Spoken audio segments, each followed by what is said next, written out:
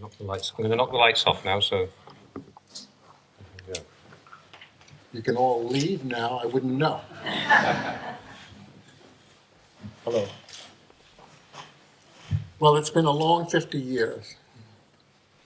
And sometimes hard for me to believe that time has gone by so quickly. Aberfan has turned out to be the most important photo essay of my life. And strangely and oddly, I sort of felt that was happening at the time. But let me go back. I've always been an artist, and I chose photography as an art because somehow unconsciously I knew that to provide my art, I had to be in the actual places where the art could be made, as opposed to thinking it up and going into a studio and painting or sitting at a typewriter and writing. I had to actually go places, and that was my calling.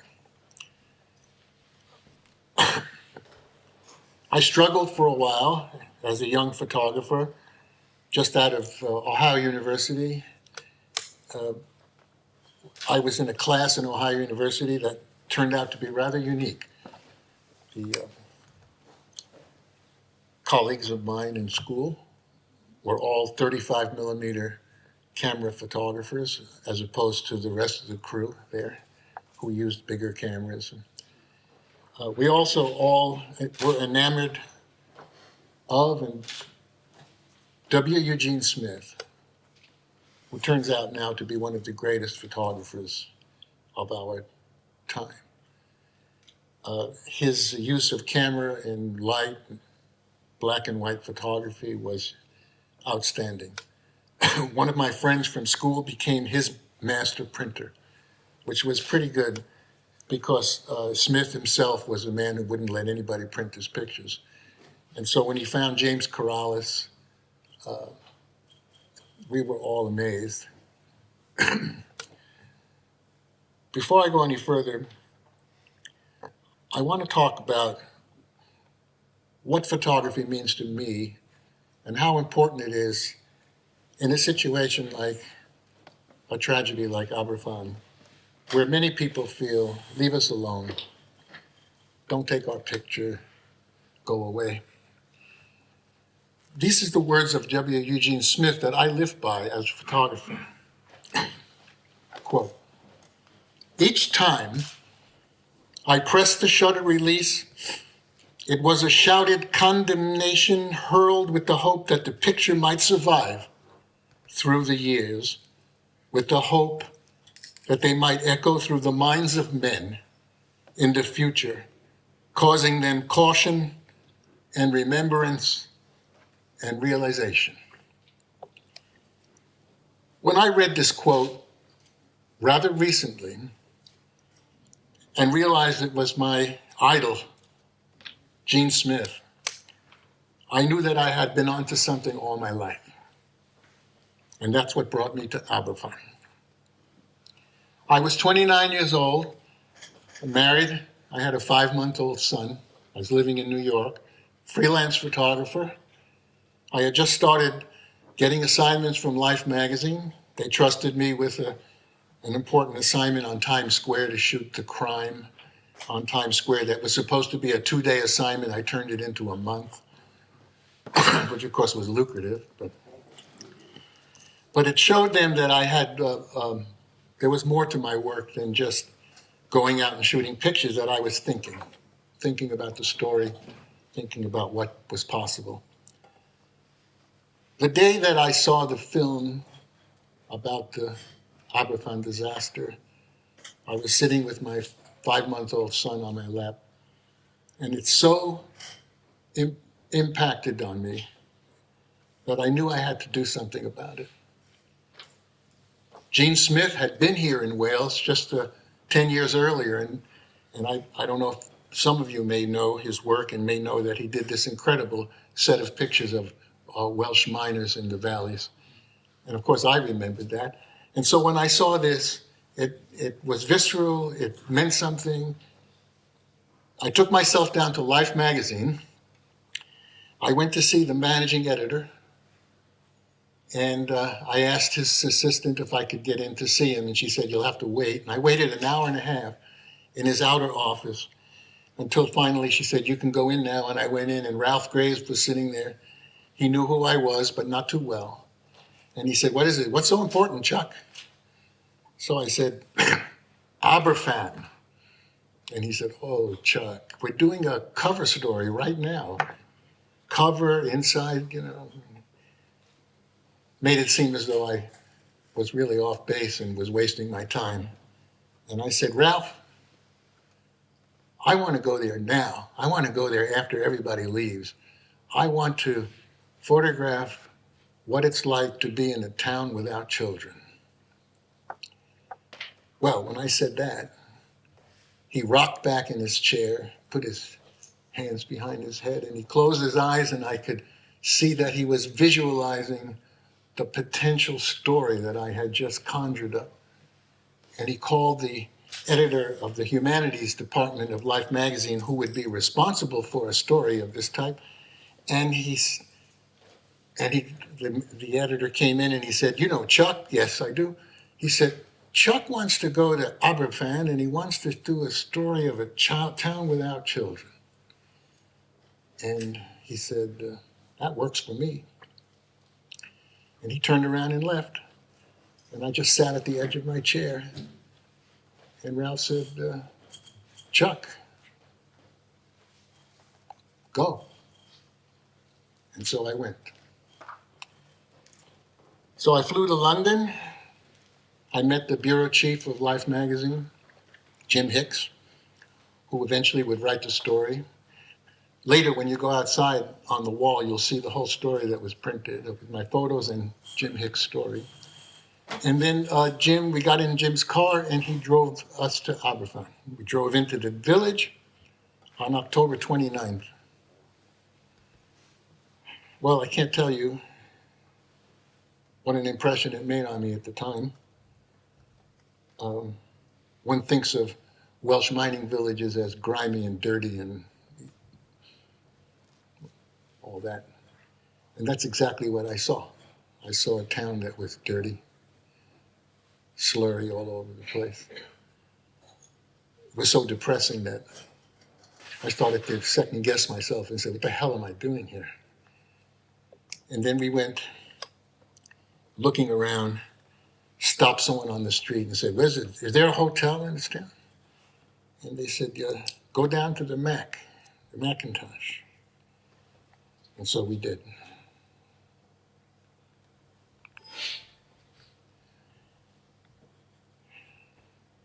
I bring this picture up first because my photographer buddies here would appreciate it. This is an accidental photograph, but it's really a special picture. Just look at this kid. He's a survivor. Why is it accidental? When you have a camera, I'm going to step aside for a second. When you have a camera and you load the film in the camera, you pound off several frames to make sure you get onto a raw piece of film that wasn't exposed while loading. And this was a frame that came accidentally as I was winding my film, loading my camera. I discovered it years later. This little boy is watching me do this. But this set the tone for what I was about to see. Am I going backwards now? Okay. All right, this is the Macintosh. It says Macintosh Hotel, but that was a misnomer, actually. When I went in, we wound up getting a room upstairs. That's the room at the top, the garret. Ironically, those windows faced out on the disaster site. That's Stanley Crowe. He was the owner and publican. I took his picture right away before he had a chance to tell me, "Stop." But I have to tell you something. We've all heard about the photographers and reporters who came into Aberfan during the story and what a bad taste some of them left. Well, he had this bad taste. And basically his attitude was, what the hell are you doing here? Get out. We asked him where we could stay. He was sending us up to Merthyr Tydfil. But fortunately, his wife, Pearl, she stopped and she said, wait a minute.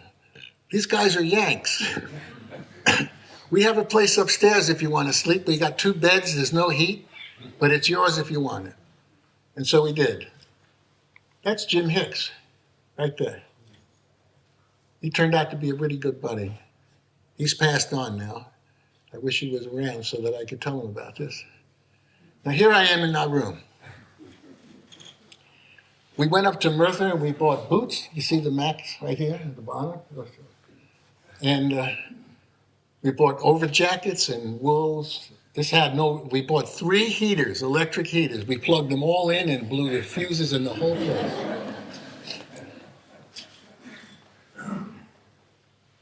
Looking out the window, this is on a snowy day in December, you could see I can use the pointer here, right? No, pointer? Yeah, there. That's the senior school. That's Moy Road, looking straight up toward the disaster site. And you can't see the tips because they're sort of in the fog. That's just what the senior school looked like after the slide came down. So there I am in the room.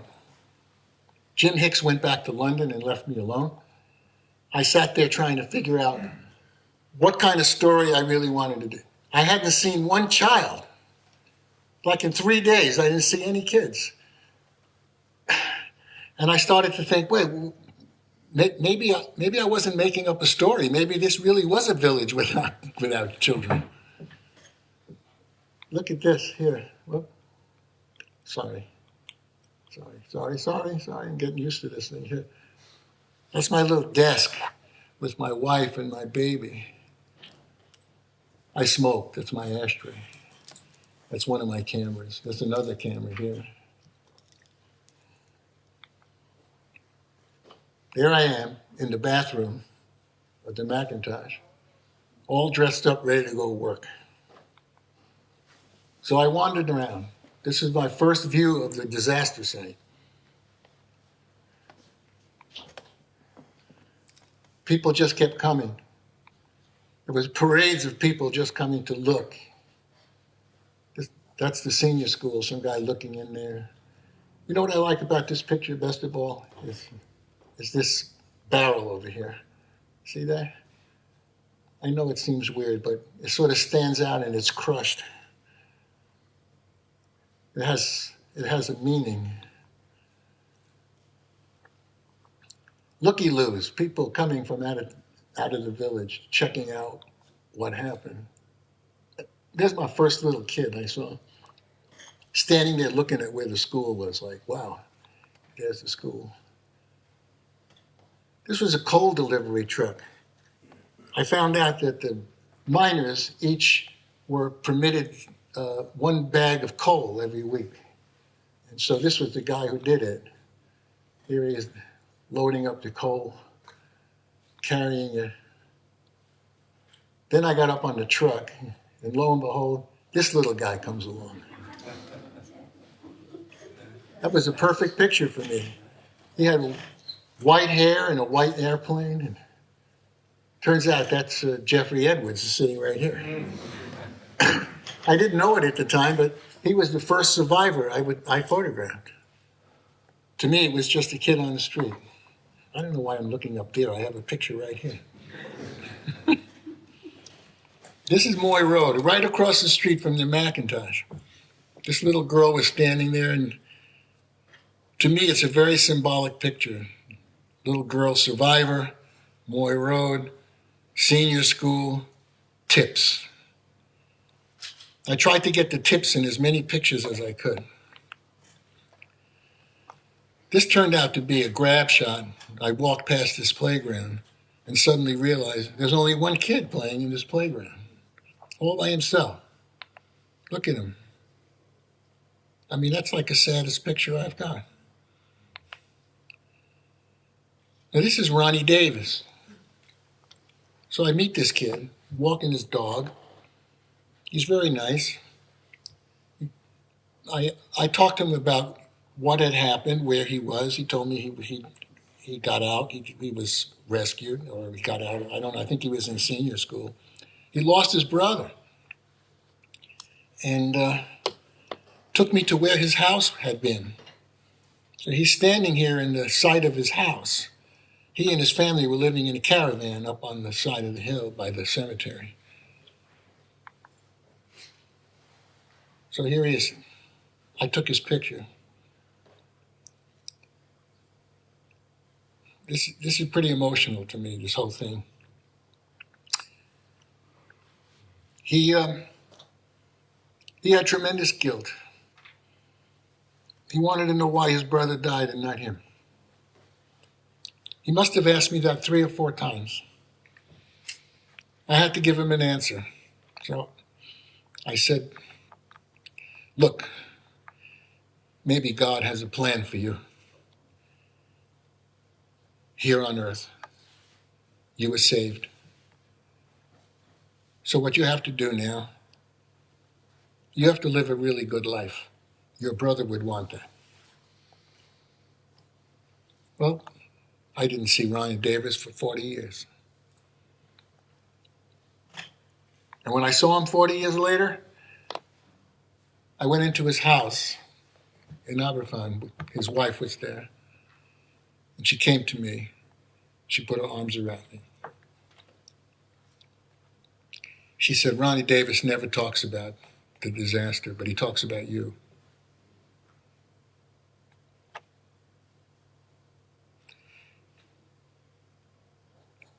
You know, every family we photographed, we visited on Christmas Day. And Jim and I, and my wife Mary, and his fiancée, delivered Christmas presents to all these families from Life magazine. Thank yous. We gave Ronnie Davis a tabletop soccer game. To tell you the truth, 40 years later, I didn't remember ever having given him that. But do you know that he went in the back room of his house and he came out with this game in almost perfect condition? And he opened it up and he said, I never forget you, he said, what you said.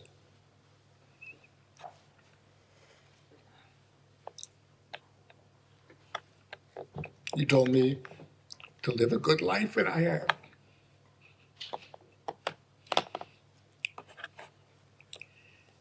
You know, this story had a tremendous effect on me. This is Cheryl Needs.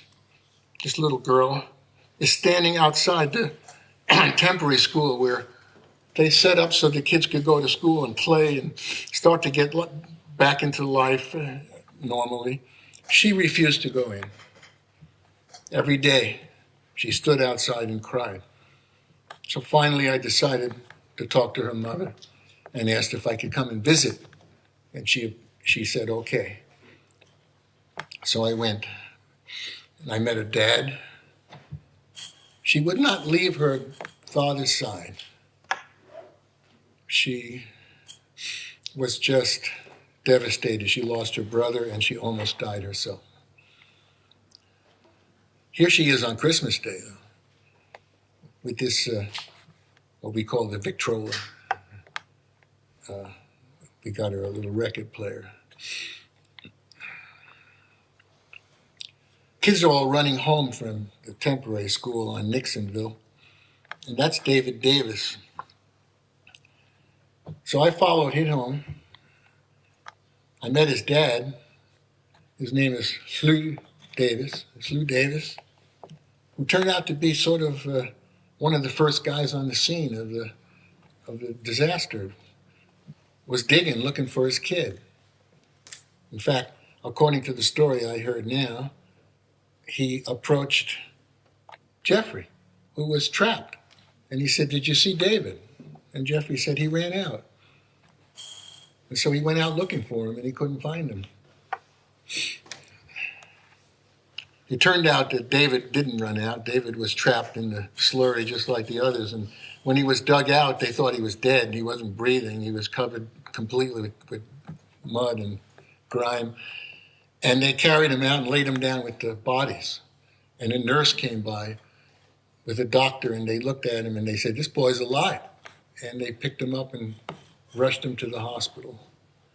So here I was with him, and that's his mom asking him to get dressed for me. I mean, street play clothes. Here he is.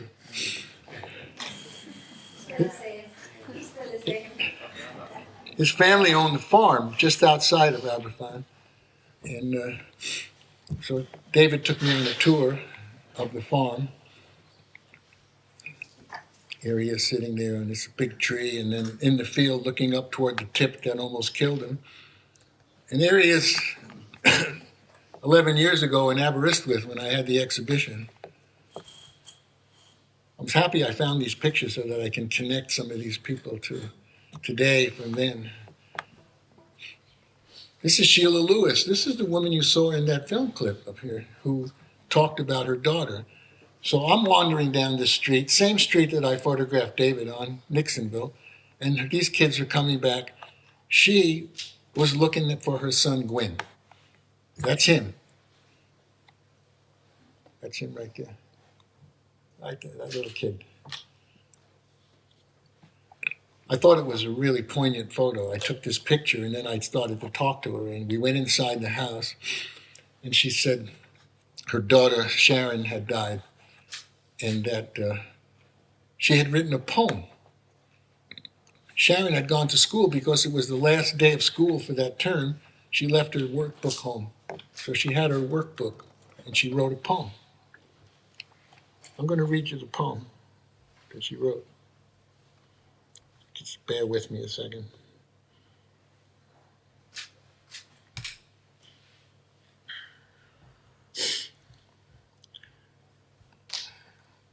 So she's holding this book, and she looks at me, and she says, "Grief, it seems, may be our lot. Grief at times seems all we've got. I must not die and join her yet. My husband needs me. My children would fret." It's a simple poem, but it's meaningful. What I found meaningful was, I must not die and join her yet, because this was the feeling that a lot of these people had. A lot of these mothers, especially. It's like they wanted to throw themselves into the grave with their kids. There's Sheila Lewis up at Aberystwyth 11 years ago, looking at these photographs. Then I went up in the meadows above the cemetery. Cemetery was a very special place, and I hesitated to go to the cemetery because I knew that it was sacred ground and that it was a place I may not be welcome. So about a month after I was there, I went up in this meadow and saw these boys playing. And you can see people in the cemetery visiting below. I decided finally to go into the cemetery. I met a gravedigger and his assistant. Then I saw this picture in the rain, a mother visiting the grave with the tips in the background, this little girl coming down the hill. This family, they buried her child in a separate place, not in the mass grave with the others. And then there are these very, very poignant photos of moms all coming up and visiting the graves. These high school girls came up. I don't know where they came from, but they looks like they have uniforms on. Now this woman, I saw her maybe 4 or 5 times. She came every day. She told me she came actually twice a day. And she would mess around with the flowers, and then she looked at me one day and she said, It's like I'm brushing her hair every morning, she said, every day. That's her sister with her two babies.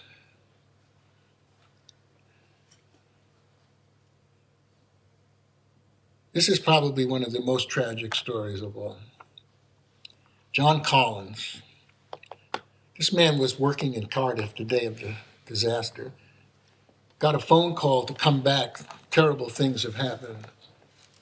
So he came back up to Aberfan, only to find that his house was demolished and disappeared. And he looked around for his family and then eventually found out that his whole family had disappeared as well. His oldest son, who was a high school boy in senior school, was sitting on a wall with a couple of friends when this avalanche of mud and rock came roaring down the hill. And the other two ran toward the school, but his son ran toward home. He wanted to warn his mom, but he got caught up in it and killed. And his mom was there in the house, and the house was destroyed, and she was killed. And his little brother was in Pantglass school, and he was killed. We went to see John Collins. I kept my camera hidden under my coat as we interviewed him. Then I brought my camera out, and I looked at him because I was really afraid to take his picture. And finally, he nodded to me, and I said, "Do you mind if I photograph you?" And he said, "Oh, do your job," he said. He was terrific.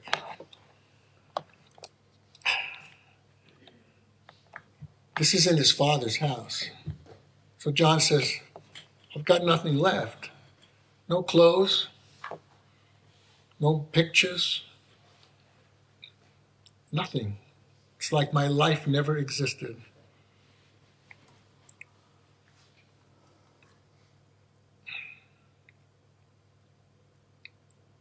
But you know the old saying, life goes on? It does. So 2010, I got an email from a woman named Bernice Collins. And she says, "Mr. Rapoport, you don't know me, but I'm John Collins' daughter from his second wife." I wrote back. I said, "Wow, this is incredible. I didn't know he got married." She goes, "Yeah." She said, "But the really wonderful thing about it is that my mom, who was American, my mom saw your picture of John Collins in Life magazine and decided to go and see him." My picture of John Collins turned this guy's life around. And it's all because he said, "Do your job." That's the power of photography. It's the power of journalism when it's really done right. Okay, I have to admit, I lived over a pub. There wasn't much to do. And so I came down every night and joined these guys. So I had several interesting experiences. First of all, the young miners, they thought I was an exotic guy from the Bronx. And so they befriended me. They taught me to play darts. They took my money. But after a while, I got well enough to take theirs. And that turned out to be very interesting because the last day I was in Aberfan, on Christmas Day, I went to the pub to say goodbye to all my buddies. And they presented me with a set of darts and a handmade case so that I could go home and continue. And they asked me to come back because they wanted to get their money back. But I digressed because look at this. Wherever I looked in the bar, there was always somebody who had what is referred to like the 1,000-yard stare, or, they just would suddenly fall into some sort of grieving moment that just would be fleeting. It may only last 2 seconds or 5 seconds. Something happened to them, flashbacks or a thought, and it would change their whole visage.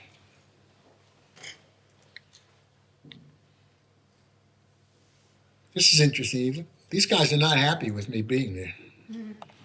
This was before I made friends with everybody. So it's like, what the hell is he doing here? And this was the scariest part of my trip to Aberfan. I took this picture of these guys, and the guy in the middle of that picture who's looking at me, he's not really smiling. He's not really happy to see me. His name is Di George from Merthyr.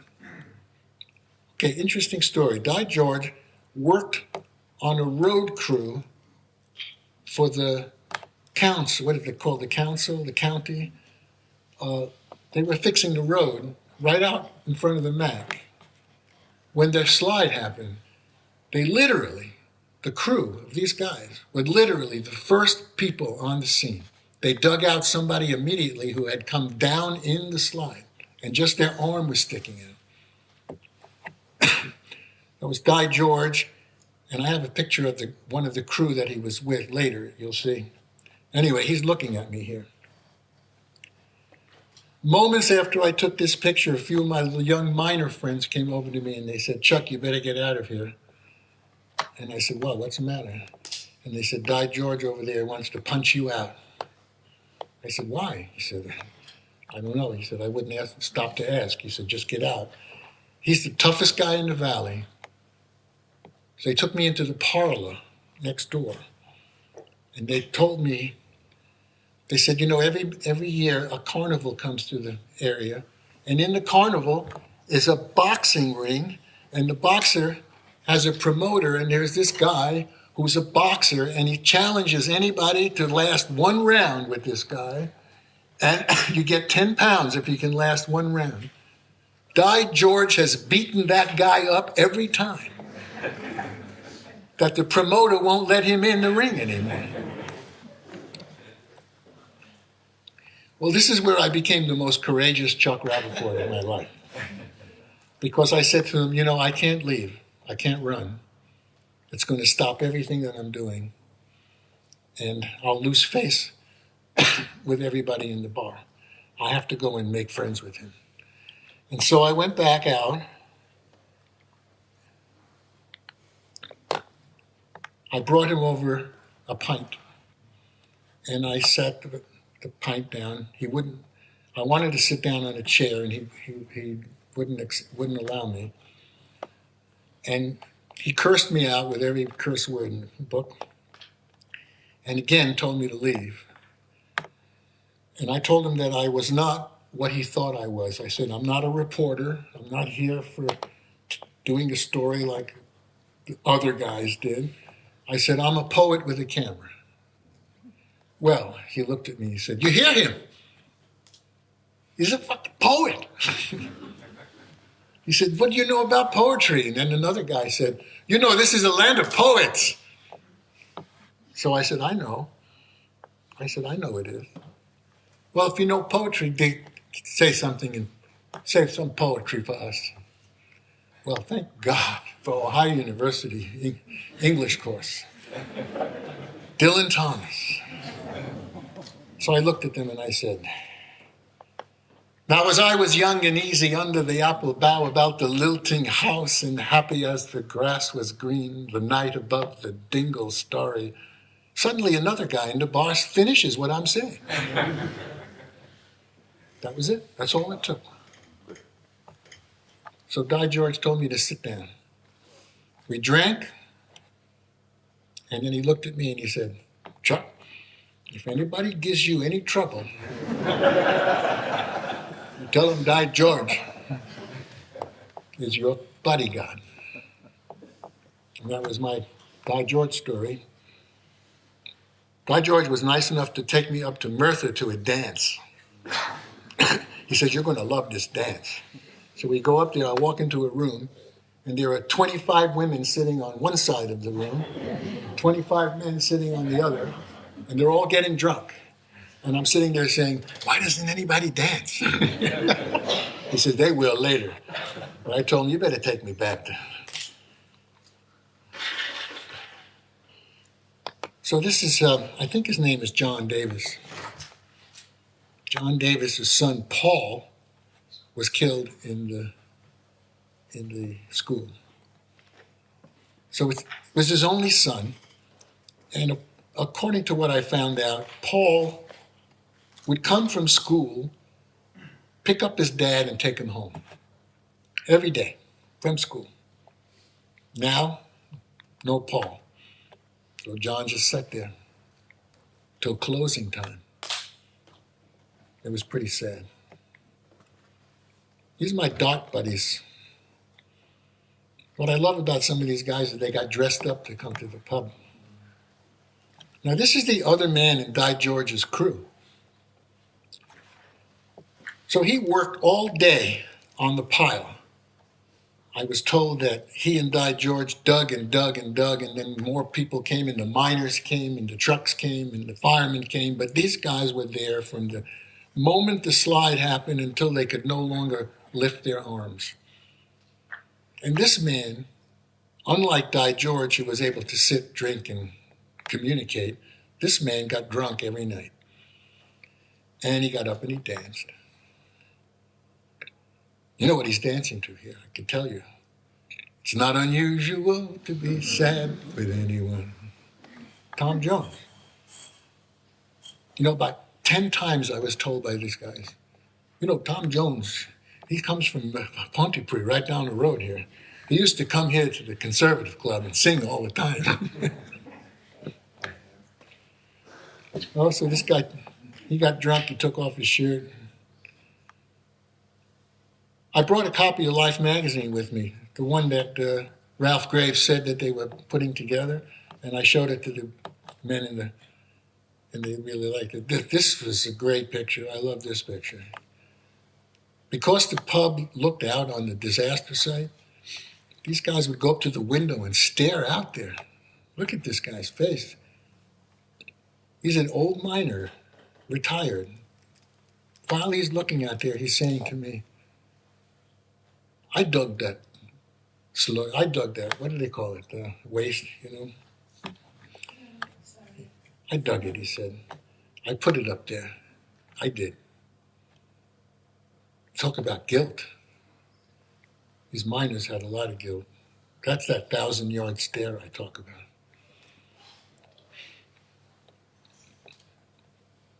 Then they started to want me to take their pictures. Take my picture, Chuck, I said. Take my picture. You can see they had a few drinks. Life started to change. I was there 6 weeks, so by the 6th week, that's the publican in Pearl, Stan in Pearl, dancing. Then I went up, decided to go over to the mine and check out the miners. Here they are coming up, 1 mile deep they were. Jim Hicks and I went down. That was the scariest time of it. I'll tell you. You can't take pictures when you're down there. It's like pitch black. So. Then I went and visited the site again. I decided to go up to the top of the tip number 7. So here I am with the guys who were there when it happened. See the rail here? This rail was broken. This is exactly the place where the tip separated and fell. And this guy was telling me how he was there with a group of people, and they actually saw the tip break away and fall down. They saw it going down. They never thought it would reach the village, but it did. That's what it looked like. Look, to give you some perspective, I think that's the Mac right there, the hotel. That's my room up there.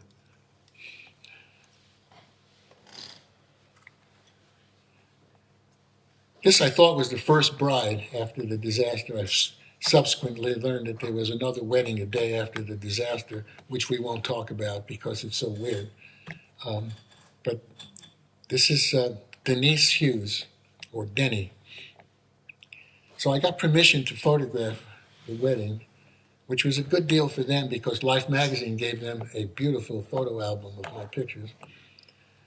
When I went to the house when she was getting ready, look at this picture of this woman sitting there, contemplating the happiest day of her life, just a month and a half after the disaster. This is Reverend Hayes, Ken Hayes. He turned out to be a hero because he went up to the disaster site and it was chaotic. And it turned out that he took over, took charge. Somebody had to take charge. He took charge. He lost his son, too, when this all was going on. And here he is conducting a wedding, small wedding in his church. Actually, it wasn't the church of these people because their church had been messed up by the mortuary business. You know, you got to take a look at this woman's face, this bride looking at her. I don't know if you can see it, but it's almost like she's saying, yeah, you're going to be good forever, right? Here they are out there ready to go on their honeymoon. This is a really good shot. I got everything I needed, including the tips. There they are, 40 years later. Unfortunately, the husband died a couple of years ago. Gerwin is his name. And I'm going to see Denise, I'm going to see her on Monday. Then we had the first child born in Aberfan after the disaster. I asked around a pub and I said, does anybody know of any babies that are being born? And they put me onto these people, which was one of the greatest coincidences of a photographer's life. Why? Because they lived on Cottrell Street. And Cottrell Street was parallel to the Aberfan Road and parallel to the road that looks up on the disaster. Now, they lived on the outside street, so there would be buildings across the way from them that would block the view of the tips. But this one house where this child was born was on the street that faced another street. So you could actually look up the street. There, you see? If you can look through the curtain window and you can see the street that goes all the way up to the tips. You'll see this in the Life magazine spread. It said, in the shadow of the tips, new life was born. That's the street. And there's a boy, I think his name is Phil Reese. He's playing by himself. That's one of the things I noticed when I was there. Kids playing by themselves. This is kind of like the payoff that life goes on. These are the kids outside the temporary school. They saw I was taking pictures, so they all rushed me to get their picture taken. And I obliged.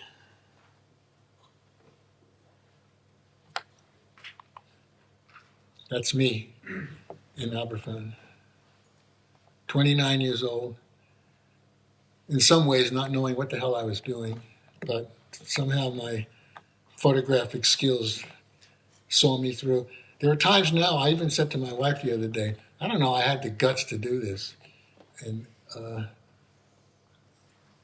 the courage, to go and do this and not think that I would fail.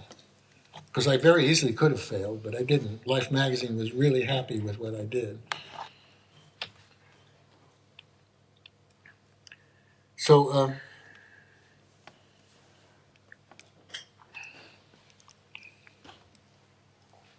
that's the end of the pictures, but I just want to say, to finish this off, my philosophical takeaway from having asked for this assignment and having been sent into that emotional turmoil and the utter feeling of grief and hopelessness.